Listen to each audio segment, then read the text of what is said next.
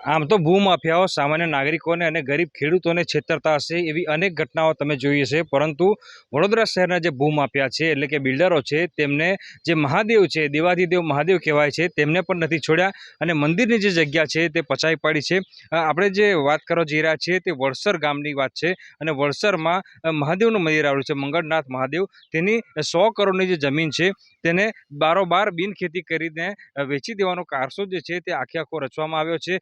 હવે આજે કાવતરું રચ્યું છે તેની પાછળ વાત કરીએ તો પુરુષોત્તમ વાઘેલા અને નગીન વાઘેલા નામના જે બે બિલ્ડર બંધુઓ છે તેમના દ્વારા આખે આખું જે કારસ્તાન છે તે રચવામાં આવ્યું છે તેવું જે મંદિરના પૂજારી છે તેમના દ્વારા આક્ષેપ જે છે તે કરવામાં આવી રહ્યો છે। આ તમામ જગ્યા જે તમે જોઈ રહ્યા છો તે મંદિર ટ્રસ્ટની જગ્યા છે અને આ તમામ જગ્યા પર જે બિલ્ડરો છે તેમના દ્વારા કબજો કરી લેવામાં આવ્યો છે અને બારોબાર ગ્રીન બેલ્ટમાં આવેલી જગ્યા એટલે કે મહાદેવના મંદિરની જે ટ્રસ્ટની જગ્યા છે એ જગ્યા જે છે તે પચાવી પાડવામાં આવી છે અને કલેક્ટર કચેરીના જે લાંચિયા અધિકારીઓ છે તેમની સાઠગાંઠથી જ આખું જે કાવતરું છે તે રચવામાં આવ્યું છે અને મંદિરની જગ્યા જે છે તે ખાનગી બિલ્ડરને પધરાવી દેવામાં આવી છે। ઉલ્લેખનીય બાબત છે કે ટ્રસ્ટની જગ્યા છે એટલે ચેરિટી કમિશનર છે તેની મંજૂરી લેવી અનિવાર્ય છે, પરંતુ અહીંયા ચેરિટી કમિશનરની મંજૂરી વિના જ આ જે જમીનો છે તેમનો દસ્તાવેજ કરી દેવામાં આવ્યો છે અને એને પણ કરી દેવામાં આવી છે 100 કરોડની કિંમતની લગભગ 35 વીઘા જેટલી જે જમીન છે તેને ખોટી રીતે વેચી દેવામાં આવી છે અને રાજ્ય ચેરિટી કમિશનરની સૂચના હોવા છતાં જે તપાસ છે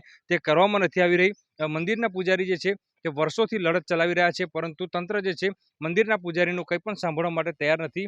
ત્યારે ઉલ્લેખનીય બાબત છે કે વડોદરા કલેક્ટર કચેરીના ભ્રષ્ટ બાબુઓના કારણે જે બિલ્ડરોએ મહાદેવને પણ નથી છોડ્યા, ત્યારે આવા જે બિલ્ડરો છે તેમના વિરુદ્ધ અને કલેક્ટર કચેરીના જે ભ્રષ્ટ અધિકારીઓ છે તેમના વિરુદ્ધ કેવા પ્રકારની કાર્યવાહી કરવામાં આવે છે તે આગામી સમય જ બતાવશે। ઘટના તો આ મંદિરની 35-40 વીઘા જમીન છે, ટ્રસ્ટની જમીન છે, ચેરિટી કમિશનરનું પરમિશન નથી, પણ આ કઈ રીતના આ લોકોએ એને કરી અને બીજાને વેચી નાખી છે એ અમને સમજ નથી, કેમ કે એ બધું અધિકારીઓ પર આધાર છે।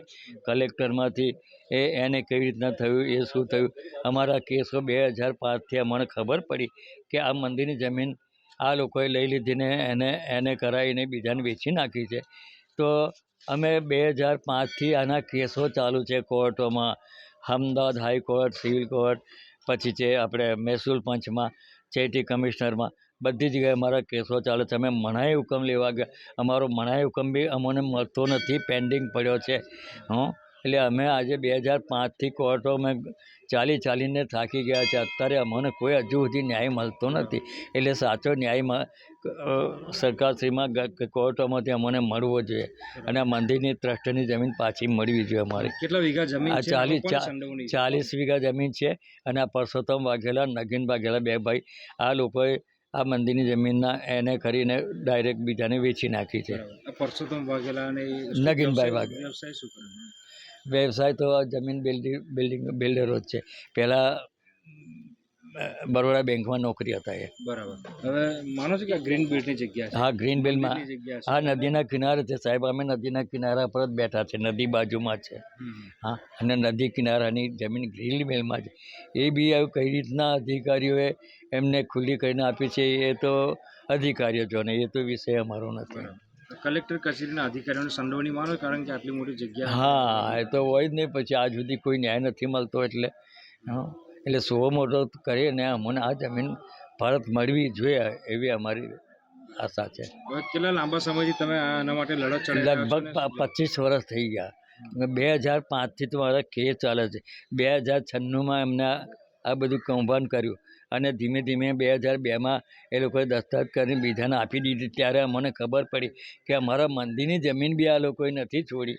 ત્યાર પછી અમે કોઈ પણ સલાહકાર લઈને કે મહારાજ આપણે અહીં કેસ કરીએ ત્યાં કે, અને જેની જોડે સંડોવણી જે કેસ કરીએ ને જે કોઈ વકીલ એ ફાટફૂટ થઈ જાય છે, આગળ કેસો ચાલતા ને આ બિલ્ડરો વકીલોને ફોડી નાખીને પૈસા આપી દે, એટલે અમે કંટાળી ગયા। 2005થી લડત છે, આજે 3થી 4 વકીલો મેં બદલી નાખ્યા છે, પણ આ રીતે ચાલ્યા કરે છે અને કોઈ હજુ ન્યાય મળતો નથી, એટલે મને ન્યાય મળવો જોઈએ।